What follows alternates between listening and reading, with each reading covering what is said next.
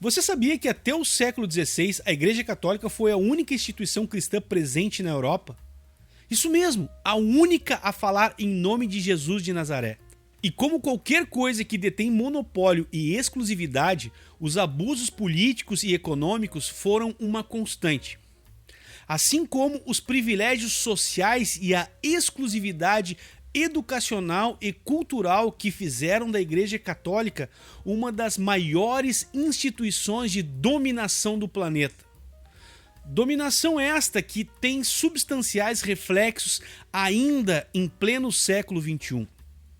É nesse contexto que no século XVI surge o que chamamos de Reforma Protestante, dando origem às religiões evangélicas, que irão se desenvolver até os dias atuais, sendo elas as protestantes, pentecostais e neopentecostais.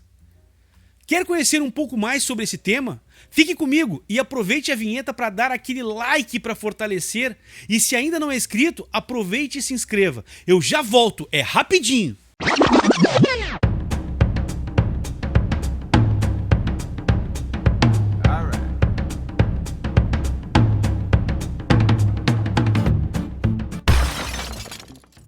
Durante a Idade Média, a Igreja Católica representou a única forma de poder centralizado em meio aos fragmentados poderes locais, exercendo enorme influência na sociedade europeia.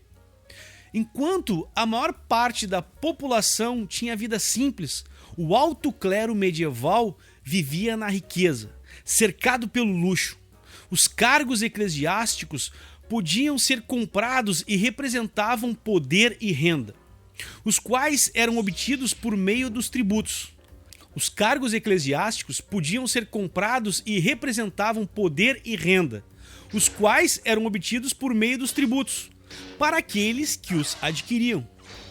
Disso resultava o enorme despreparo de parte dos clérigos, que muitas vezes atuavam na esfera religiosa sem nenhuma instrução. Nesse contexto, o aumento das acusações de heresia na Baixa Idade Média demonstrava a baixa incapacidade da Igreja Católica atender às necessidades espirituais e materiais de largos setores da população. Muitos grupos considerados heréticos pela Igreja denunciavam a corrupção do clero e propunham uma vida simples e igualitária, semelhante à dos primeiros cristãos. Essas ideias, apesar de fortemente reprimidas, contribuíram para a elaboração de propostas de mudanças na conduta religiosa europeia. Algumas manifestações críticas contra a Igreja Católica se transformaram em movimentos de ruptura que deram origem às novas igrejas cristãs na primeira metade do século XVI. Esses movimentos ficaram conhecidos como reformistas. No nível mais geral, as reformas religiosas devem ser vistas no contexto de florescimento do mundo urbano e dos valores humanistas, que não admitiam mais a autoridade inquestionável da Igreja. No nível mais específico, foram motivadas também pelo descontentamento com algumas práticas da Igreja Católica, como a venda de indulgências para o perdão dos pecados, as negociatas em torno dos cargos religiosos, o despreparo intelectual de muitos sacerdotes, além da vida desregrada que vários deles levavam. A formação das monarquias modernas foi outro fator que colaborou para o desenvolvimento dos movimentos reformistas, uma vez que o conflito entre o poder temporal, representado pelo rei, e o poder espiritual, representado pelo Papa, constituía um obstáculo ao fortalecimento da autoridade central. Além disso, os dízimos transferidos para Roma prejudicavam as finanças dos estados, e as extensas propriedades da igreja em cada reino eram cobiçadas pelos reis e pela nobreza. Diante desse contexto, alguns intelectuais do século XIV e XV podem ser considerados precursores dos movimentos reformistas. Entre eles está o teólogo inglês John Wycliffe, que viveu entre 1330 e 1384. o qual denunciou a corrupção do clero e desafiou a autoridade da igreja ao afirmar que qualquer pessoa poderia conseguir a salvação eterna caso tivesse fé. Outro precursor da reforma foi o padre Jan Hus, que viveu entre 1370 e 1415. Natural da região da Boêmia, que hoje integra a República Tcheca, era um profundo conhecedor dos textos bíblicos e do pensamento de Wycliffe. Hus pregava a obediência estrita às escrituras e denunciava a corrupção e o luxo do clero. Acusado de heresia, foi julgado e condenado à morte na fogueira, gente. Um século depois, o próprio Lutero apontaria Hus como precursor da reforma. Martinho Lutero, que viveu entre 1483 e 1546, foi um monge agostiniano e doutor em teologia. Foi ele que iniciou a reforma religiosa em territórios que hoje pertencem à Alemanha e na época faziam parte do Sacro Império Romano Germânico, dominado pela dinastia dos Habsburgo, que tinha fortes ligações com a Igreja Católica.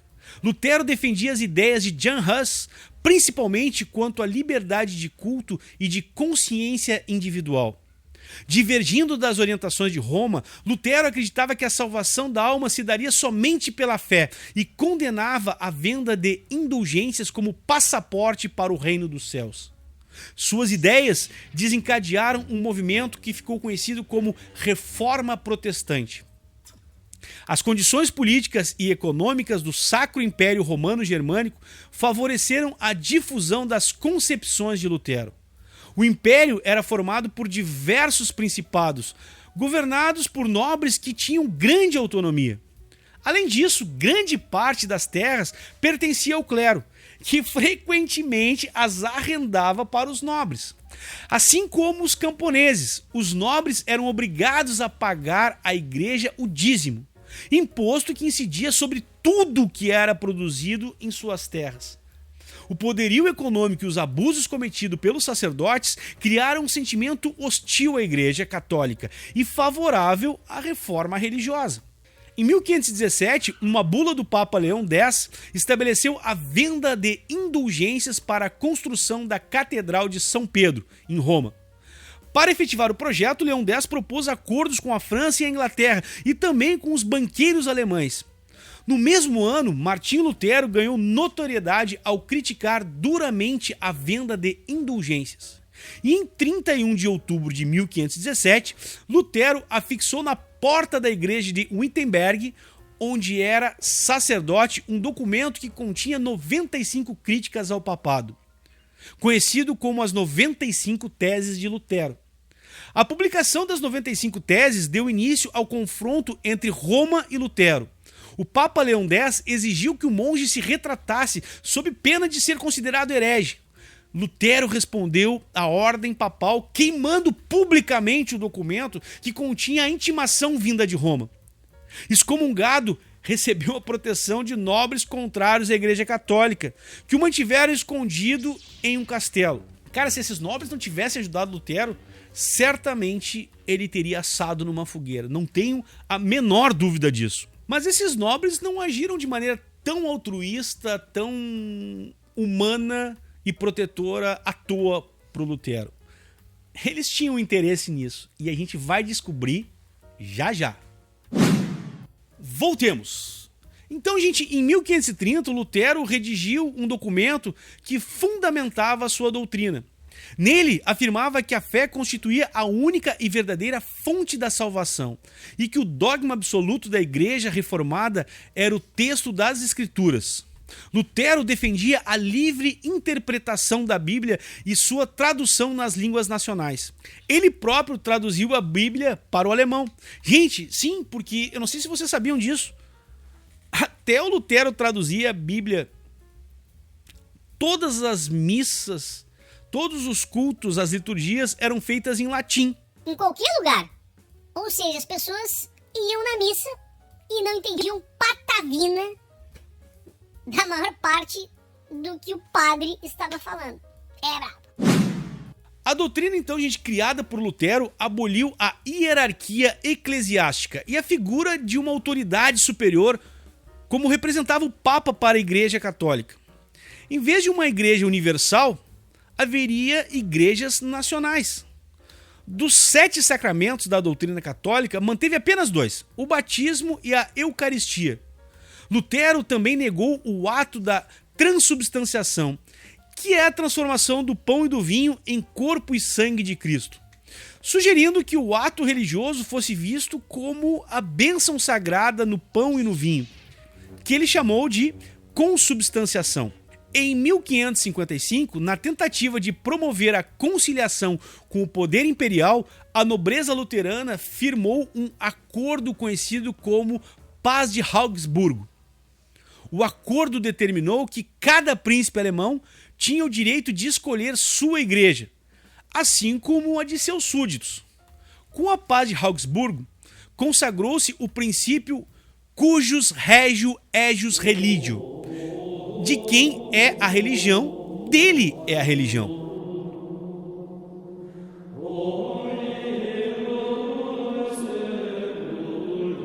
Segundo o qual a população deveria seguir a religião adotada por seu soberano. Como resultado, o luteranismo predominou nos estados alemães do norte, enquanto o sul permaneceu católico. A reforma luterana influenciou outros movimentos reformistas na Europa. Na Suíça e na Inglaterra surgiram 2 doutrinas protestantes que ainda hoje possuem muitos adeptos: o calvinismo e o anglicanismo. A reforma protestante na Suíça representou, antes de tudo, uma necessidade burguesa. O país estava dividido em cidades-república como Zurique, Basileia, Berna e Genebra, todas elas importantes centros comerciais. O poder político nessas cidades estava nas mãos de uma burguesia nascente, impedida de expandir seus negócios por causa das fortes barreiras impostas pela Igreja Católica. O clero combatia a liberdade econômica e o crescente lucro dos setores mercantis. A burguesia necessitava, desse modo, de uma nova ética econômica, social e religiosa que legitimasse a obtenção do lucro por meio do comércio e da exploração do trabalho assalariado. Huldrych Zwingli. Errou! Quem era esse cara? Tão difícil de falar. Ele era um ardente defensor das ideias de Lutero. E ele iniciou a reforma religiosa na Suíça. Em 1531, quando tentava levar seus ensinamentos a grupos mais conservadores, teve início uma guerra civil que provocou a morte em combate do próprio reformador. As revoltas religiosas estenderam-se até Genebra, região submetida a um duplo poder político, dividido entre o bispo católico local e os duques de Savoia. Os habitantes de Genebra enfrentaram esse duplo poder e tornaram-se independentes. A cidade de Genebra foi o cenário para a atuação de um dos maiores impulsionadores da reforma protestante, o teólogo francês João Calvino. Ao converter-se ao luteranismo por volta de 1530, Calvino renunciou a alguns benefícios eclesiásticos. Em razão disso, foi perseguido e transferiu-se para Genebra em 1536. Nessa cidade, publicou a obra A Instituição da Religião Cristã, em que reafirmava a doutrina luterana da salvação pela fé. Segundo Calvino, os eleitos de Deus poderiam ser reconhecidos por levarem uma vida austera e voltada para o trabalho e para a poupança, valorizando a disciplina, o trabalho e o acúmulo de riquezas, bem o que a burguesia precisava, não é verdade? Calvino então ofereceu aos setores burgueses uma justificativa religiosa sólida e bem elaborada para suas atividades. Ao contrário do que afirmava a doutrina católica, onde o lucro passava a ser visto como sinônimo de salvação, gente. A santificação do trabalho, da poupança e do lucro contribuiu para que a doutrina calvinista ganhasse adeptos nas principais cidades da Suíça e se espalhasse posteriormente por outros núcleos urbanos europeus, impulsionando as atividades mercantis e manufatureiras. Assim, na Inglaterra, puritanos, na Escócia, presbiterianos, na França, os huguenotes, e em muitas outras regiões surgiram adeptos da fé e da ética calvinista. conveniente à burguesia, diga-se de passagem, não é verdade? Repare, gente, que a burguesia encontrou uma religião que defendia os seus interesses de acúmulo de riquezas. Não é à toa que muitas religiões hoje vendem na TV e na internet um Deus como uma mercadoria, um produto a ser seguido, tendo como consequência a prosperidade e o enriquecimento. Se não me engano, inclusive, Jesus de Nazaré nunca falou sobre isso. Inclusive, se não me engano, ele disse que é mais fácil um camelo passar pelo buraco de uma agulha do que um rico entrar no reino dos céus. Por que será que Jesus Cristo falou isso? Será que ele era comunista? Cada vez mais, as ideias de Lutero e de Calvino eram difundidas entre as camadas sociais que se fortaleciam com o comércio, as manufaturas e a agricultura comercial, tendo repercussões importantes na Inglaterra. Em 1527, o rei Henrique VIII solicitou ao Papa Clemente VII que anulasse seu casamento com a espanhola Catarina de Aragão, pois ele queria se casar com a jovem e bela Ana Bolena. Mas o Papa evitava interferir nessa questão, uma vez que Catarina era tia do imperador Carlos V, que auxiliava a igreja no combate aos luteranos. Devido aos sucessivos adiamentos do Papa, em 1531, o rei Henrique VIII obrigou o parlamento a votar uma série de leis que submetiam a igreja inglesa ao controle do Estado. E 2 anos depois, divorciou-se de Catarina e casou-se com Ana Bolena. Em resposta, o Papa Clemente VII excomungou o rei inglês. No ano de 1534, por meio do ato de supremacia, Henrique VIII tornou-se líder absoluto da igreja na Inglaterra, podendo nomear os eclesiásticos e determinar os dogmas religiosos. Instituiu-se, assim, a Igreja Anglicana. A partir de 1536, as terras do clero foram expropriadas e vendidas a nobres, comerciantes e fazendeiros, que se tornaram a base social e política do anglicanismo no país. Mas vocês acham que a Igreja Católica iria ficar calada, quietinha? Claro que não. Uma contraofensiva católica foi elaborada através da Reforma Católica, ou Contra-Reforma, nome este dado devido ao movimento realizado pela Igreja Católica com o objetivo de combater o avanço do protestantismo e disciplinar o clero católico na atividade religiosa. Para isso, a Igreja Católica tomou um conjunto de medidas, entre elas a reorganização do Tribunal do Santo Ofício, também conhecido como Inquisição ou Santa Inquisição. Durante a Idade Média, a Inquisição tinha por objetivo combater heresias e seitas contrárias aos dogmas do catolicismo. Muitas mulheres acusadas de bruxaria foram queimadas vivas ou enforcadas em cerimônias públicas macabras, chamadas, por incrível que pareça, de autos de fé. Ou seja, se antes a Igreja Católica realizava manutenção ideológica e política através da persuasão psicológica, educacional e cultural, numa pedagogia do medo, impondo um Deus impiedoso e um diabo atuante a quem não seguisse suas orientações, agora, com a Inquisição, seria através do castigo físico, com torturas e mortes horrendas, sob o pretexto de que o corpo deveria sofrer para que a alma pudesse se salvar. O que na prática, vamos combinar, gente, significava: olha o que pode te acontecer caso tu não siga as orientações e desobedeça o clero católico. Lembrando que, para piorar, e só para variar, a maioria das pessoas julgadas pelos tribunais da Inquisição certamente não eram membros da aristocracia, ou seja, nem do clero nem da nobreza, pertenciam à plebe, pessoas sem poder financeiro ou influência política. A Inquisição moderna, por sua vez, estabeleceu-se com mais força em Portugal, na Espanha e na Itália a partir do século XV. Seu principal alvo eram os cristãos novos, que tinham presença expressiva nas atividades administrativas e comerciais dos reinos ibéricos. A influência desse grupo gerava conflitos com os cristãos velhos, principalmente entre os membros da nobreza e do clero. Na Espanha, a força da Inquisição levou os reis católicos Fernando e Isabel a decretarem em 1492, aliás, ano do descobrimento da América, né, a expulsão de todos os judeus do reino. A Inquisição também perseguiu os adeptos das igrejas reformadas.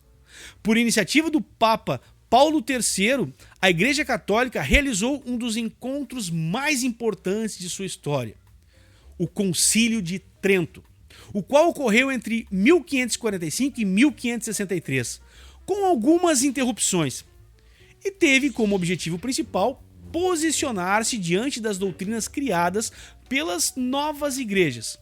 Entre as decisões tomadas em Trento, destacam-se a reafirmação dos dogmas católicos, a manutenção dos sacramentos e a confirmação da transubstanciação, da hierarquia do clero e do celibato clerical. O Concílio de Trento também fixou normas para coibir abusos por parte do clero, como a venda de indulgências, e aprovou propostas para a fundação de seminários de teologia, destinados a melhorar a formação do clero. Por último, estabeleceu o Index Librorum Prohibitorum, uma lista de livros cuja leitura era proibida aos católicos. Obras de cientistas, filósofos, poetas, romancistas e teólogos constavam na lista proibitiva. Grandes nomes do Renascimento, como Boccaccio, Nicolau Copérnico, Giordano Bruno, Galileu e o humanista católico Erasmo de Roterdã, tiveram obras incluídas na lista de livros proibidos. Por que será que o conhecimento demais sempre atrapalhou aqueles que desejaram e desejam fazer a manutenção do poder? Povo ignorante certamente é mais fácil de manipular. Não tenho dúvida disso. Ou será que eu tô errado? Pense e me diga o que acha disso aqui nos comentários. A tua opinião é muito importante para nós. O movimento católico foi ainda reforçado pela estruturação de ordens religiosas, como a Companhia de Jesus, fundada por Inácio de Loyola e outros estudantes cristãos em 1540. Os jesuítas, como ficaram conhecidos seus integrantes, organizaram-se como um verdadeiro exército para expandir a fé católica, responsáveis por introduzir e fortalecer o catolicismo em muitas regiões. Transformaram-se em educadores e desempenharam um papel fundamental na catequese dos povos nativos das colônias portuguesas e espanholas na América. Mas, entre perdas e danos, mortos e feridos, qual foi o papel da reforma religiosa iniciada por Lutero e Calvino? A reforma religiosa impulsionada por Lutero e Calvino contribuiu decisivamente para a desestruturação das relações sociais predominantes no feudalismo. Em um primeiro momento, porque ao criar uma moral econômico-religiosa, atuou para reposicionar a burguesia na sociedade, legitimando seus negócios e atribuindo-lhe uma nova imagem. Em seguida, porque provocou a ruptura da cristandade na Europa Ocidental, abalando o prestígio e a autoridade do Papa, um dos sustentáculos do mundo feudal. A liberdade de culto, a livre interpretação das escrituras e a substituição do latim pelas línguas locais nas cerimônias religiosas foram elementos importantes trazidos pela reforma, que ajudaram a criar uma nova maneira do indivíduo relacionar-se com a religião. Porém, a liberdade de culto propagada pelo protestantismo não significou, a princípio, liberdade religiosa, pois também houve intolerância e perseguição aos opositores do protestantismo. Na Alemanha, por exemplo, o líder protestante Martinho Lutero exigiu perseguições aos anabatistas, os quais eram um grupo cristão mais radical da Reforma, porque, entre outras questões, não aceitavam as regras da Igreja Evangélica e divergiam sobre o batismo. A decisão causou a expulsão, o encarceramento, a tortura e a execução de milhares de pessoas. Em Genebra, um dos berços da Reforma Protestante, e onde ela se mostrou bastante radical, funcionou uma verdadeira polícia da fé, tendo sido instalado sob as ordens de João Calvino, comissões compostas de religiosos e leigos, a Venerável Companhia, responsável pelo magistério, e o consistório, que zelava pela disciplina religiosa. Para isso, promovia confissões, denúncias, espionagens e visitas às residências. levando muitos à prisão, à tortura, ao julgamento e, em alguns casos, à morte. Para se ter uma ideia do grau de coibição, a população era proibida de cultivar certos hábitos, como jogar, dançar e representar. Eu penso que quanto mais eu estudo, mais eu entendo sobre a história, mais eu vejo os cristãos se distanciarem ao longo do tempo dos reais ensinamentos de Jesus de Nazaré. Finalizo deixando uma pergunta para vocês refletirem. Quando será que seremos realmente pessoas melhores? Deixe aqui nos comentários a sua opinião. Um fraternal abraço a todos e um beijo no coração. Tchau, tchau. Valeu.